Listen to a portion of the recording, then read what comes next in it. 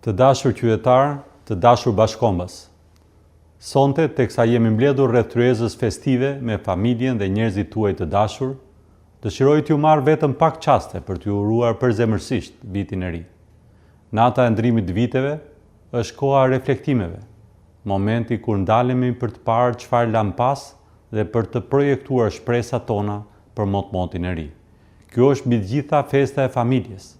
Vlerat që rriten brenda saj janë pikërisht ato që i japin forcë dhe qëndrueshmëri mbar shoqërisë tonë.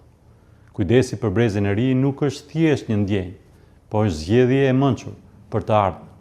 Investimi te fëmijët dhe të rinjt tanë është gur themeli i Shqipërisë europiane që aspirojmë. Shqiptarët kanë treguar se dija, përkushtimi dhe puna e ndershme janë forca jonë më e madhe. Kemi dëshmuar arritje. Pas çdo suksesi ka punë, sakrifica familjare që dëshmojnë se ardhmja nuk ndërtohen me fjalë të mëdha, por me angazhim të përditshëm. Të dashur shqiptar, puna juaj dhe ndershme, angazhimi dhe suksesi juaj forcojnë besimin dhe shpresën tek e ardhmja. Motra dhe vdesë. Viti që po mbyllet ishte një vit përpjekjesh dhe sfidash, ku Shqipëria dëshmoi sërish vullnetin për të ecur përpara. Kemi ende punë për të ngushtuar pavarësitë dhe për të forcuar besimin tek institucionet. Forcuam rolin tonë ndërkombëtar dhe hollëm hapa konkret drejt Bashkimit Evropian. Kemi shënuar progres në forcimin e shtetit së drejtës, në luftën kundër korrupsionit dhe krimit të organizuar dhe në pavarësinë e sistemit të drejtësisë. Të inkurajuar nga sukseset dhe të përulur nga mosarritjet. Viti 2026 duhet të jetë viti një përpjekje të përbashkët për ta kthyer standardin europian në një realitet të prekshëm në jetën e çdo familje shqiptare. Interesi kombëtar dhe dialogu duhet të udhëheqin veprimet tona për të ndërtuar një shoqëri më të drejtë dhe më të begatë, sepse ajo që na bashkon është më e fortë se çdo interes që na ndan.